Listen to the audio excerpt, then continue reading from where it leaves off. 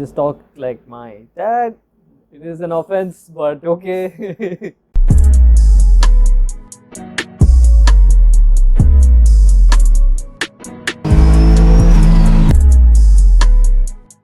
So, as a person and as being in this whole different field, it's like it's totally completely different, because when you're 18, when you get your first license and when you get your car, the first thing you want to do is, oh, you drive at like what, 140, 160, and you're like, yo, you want to flex on Snapchat with the snap.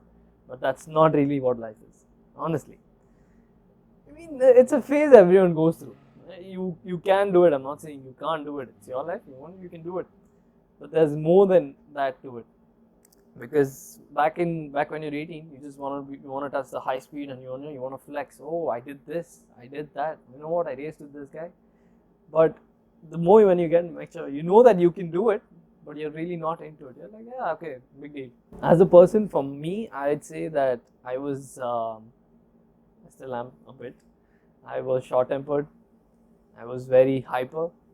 I want to get things done in a flash. I'm always like that, but that's not how it is. You need to have patience for every single thing to happen, because whatever thing you want to get done, it has its own set of time. It will take its time, but it will be done. So you just got to be patient and you got to wait for it. So back in the days, I mean, when I used to text each one and ask, so I had always this curiosity of asking people. So if I see a post or anything with them, I'll text straight away the owner and be like, hey man, how are you doing, blah blah blah. I'm like, where do you get that? How much was it? Where do you did that? How much was it? So the thing is, I don't have a certain fixed amount of budget. I'm a student, and whatever part time I do, that's the only money I'm getting. And I really don't want to ask my dad, because he's bought me the car and I don't want anything from him. I don't want to trouble him. I asked this friend of mine, and he's like, his name was Pranay, and he had this carbon fiber wheel in his car, and it looked beautiful, man. Obviously, it was carbon fiber wheel, and it was great. So when I was looking at it, I was like, yo, how much did you get it? Where did you get it? He said, bro, I got lucky. I got it from Sajja for 500. I'm like, 500? That's so nice. He's like, yeah, but I got lucky. It was from a car, and you don't find it very often. So the next day, I take my car, I take my two friends, and I just go to Sajja. Go to Sajja, I searched like every place, and I found quite a few things, but I've got my screen from there. I was searching for the carbon fiber wheel, but I wasn't lucky. I couldn't find it. So after doing the first video, the MK video, and I really wanted to show my dad what I was doing, because every Indian parent, they have the thought process of, what are you doing? You're wasting your time. You're just behind your car. You're just clicking photos. What are you doing? It's tough to explain to it. But then, like right now, things have changed. So first, when I explained, it was completely different, and I had sent the video to my dad. I had forwarded, and he's like, oh damn, really nice. He saw the video and he was like, really nice, this is that. It was, and he's like, now, so when we sell the car, we can sell it for a higher price. And I'm like, yo, that's not the whole point of the that's not the whole point of the video. But that's the thought process. But when I heard that, I was like, yo, come on, man. But that was the thought process, and then slowly, after a bit, I started doing a lot of shoots. I started explaining how it is and what's the plan behind it, and then things went on, and now he's being supportive with what I'm doing. So that's great. That's really great. Back to the cop stories. It started off with the R32, and the R32. It was like it wasn't much. There was like there's a certain road in Lane Road, the bushes area. You're all welcome, but so you can actually speed there. And so this was like after 3-4 days of getting my car, and my car didn't have much of an issue. It was fine, touch wood. I mean, yeah, it did get an issue, but after that, so I was like, you know what? Okay, let's put the car to the limit. Let's try. So I start flooring it, and then it starts like going. I touch 140, 160. 180, and then there's like a cop on the side, like pam pam. I'm like, oh, okay. So I just slow down, but thankfully he was taking the exit. He just goes by. That was only one with R32, and then there were plenty with the Mighty 86 Gate.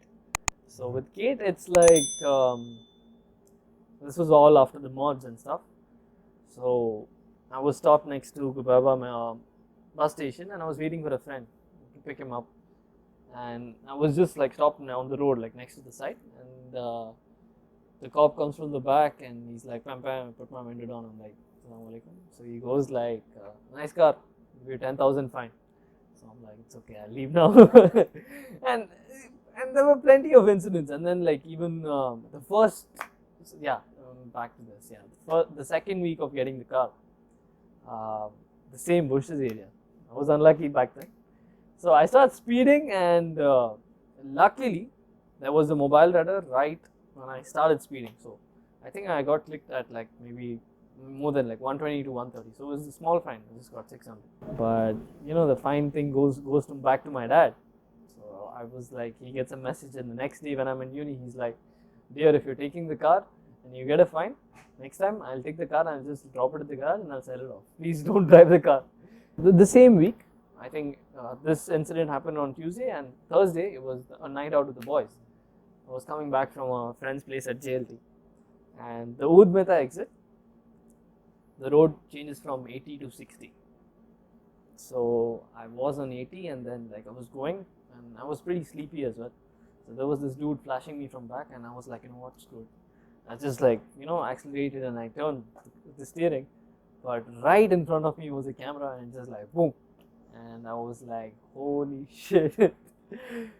So I didn't know what to do, because the message is going to reach my dad, and it was Friday. It was already, I think I was returning back by 2 or something. So it's already Friday. So normally during Fridays the message comes like probably by Friday evening or Saturday, and I had no idea what to do. And I did my work. I got through it, but luckily I didn't get that fine. The way how I got it now that the secret, I already actually told it. So it wasn't much of a thing. So I called RTA in the middle of the night. I mean, they're open 24/7, and I give them my registration number, the Mulki ID, everything, and then, you know, I just talk like, my dad, it is an offense, but okay. So I talk with my dad, and I'm like, I want to change my mobile number, because my car was registered under his name, and the fines, any fines, he would be getting a message. And immediately I just changed the contact number to my number, and luckily the message didn't come. And luckily, even though I thought it's going to be good for the future purposes, so I still didn't change it. So it's with me only. So even when my dad gets a fine right now, it comes to me. So I'm like, okay. So every Saturday my dad used to take the car to the office, and because he'd like to drive it. So I was like, okay, sure. So when we were selling the car right before Easter, they said the car's value is like 10,000, that's the max they can do, blah blah blah, and they were like, there's a fine on it, you got to clear it before making the sale. So my dad goes like, what fine? It was some date, and it was a Saturday. So I'm like, okay, can you check where it was? And it was near Airport Road, and it was next to my dad's office. And I'm like, okay, what time was it? So it was around 11:30. I'm like, oh, it's you. So obviously when my dad does something, so he'll be like, yeah, so what, it's okay. Now anyways, you're selling off the car, it's okay, just clear the fine. I'm like, how is that cool? So he got a speeding ticket. Okay, that was the thing.